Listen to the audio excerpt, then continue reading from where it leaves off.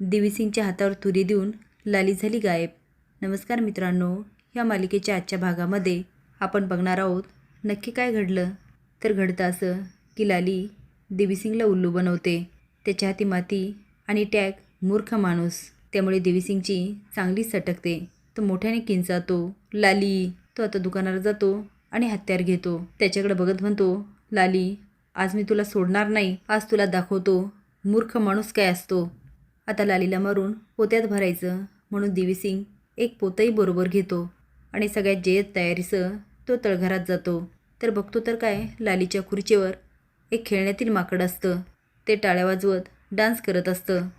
आता लालीने पुन्हा एकदा देवीसिंगची खोडी केलेली असते. आता देवीसिंग त्या माकडाकडेच बघत राहतो आणि म्हणतो, ही लाली कुठं गायब झाली. हिला मी बांधून आणि दुकान बंद करून गेलो होतो. मग दुकान उघडून हिला सोडली कुणी. आता तर देवीसिंग अजून वेडापिसा होतो. गावात मात्र एकच चर्चा चालू असते की लाली वहिनी निघून गेली आहे. आता घरातील पण सगळेच मान्य करतात की लाली पळून गेली आहे. सुधाकर म्हणतो, नाही पळून गेली आहे का तिच्यासोबत पण काहीतरी घडलं आहे हे कळाल्याशिवाय कुठलाही तर्क लावायचा नाही. आप्पा म्हणतात, लाव शोध लाव. त्या लालीला आणून तिच्या बापाच्या माथ्यावर मार. गोपाळ लग्नाला तयार नव्हता. आपण त्याचं लग्न लावून दिलं आणि वाटोळं केलं. असं वाटलं नव्हतं ती पोरगी कोणाचा तरी हात धरून पळून जाईल. आजी म्हणते, अरे मी सांगते ना, ती कुठं बी पळून गेली नाही.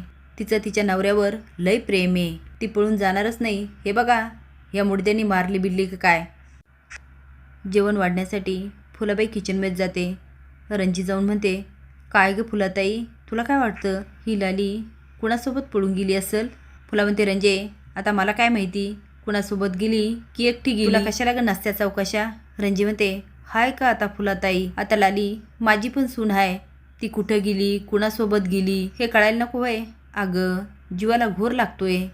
फुला म्हणते, तर तुला लालीची जशी काही लई काळजी होती तेवर नसाण्यासारखी वागलीस. रणजी म्हणते, हेच फुलाताई हेच सांगत होते. अगं त्या लालीला लय ढील देऊ नको. पण तुझं आपलं लाले लाले लाले. पण काय गं फुलाताई, खरंच ती पळून गेली असेल का. फुला म्हणते, रंजे मला बी कळानासं झालंय. पण आता गोपाळ सांगतो तर खरंच असणार. रणजी म्हणते, एक सांगू का फुलाताई, मला नाही वाटत लाली कुठं पळून गेली असेल. नाही म्हणजे तिचं आणि माझं टिपण नाही बसत. लय आगाऊ पोरगी आहे. सारखीच चाबऱ्यासारखी बोलत असती. पण कुठंतरी मन सांगतं ग ती पळून नसेल गेली. पण मग गेली नसेल मग हाय कुठं. आता देवीसिंग मात्र सैरभैर होतो आणि विचार करतो, ही लाली घरी गेली नसेल ना. आणि हिने सगळ्यांना सांगितलं तर माझी तर वाटच लागणार. घरी जाऊन बघू का.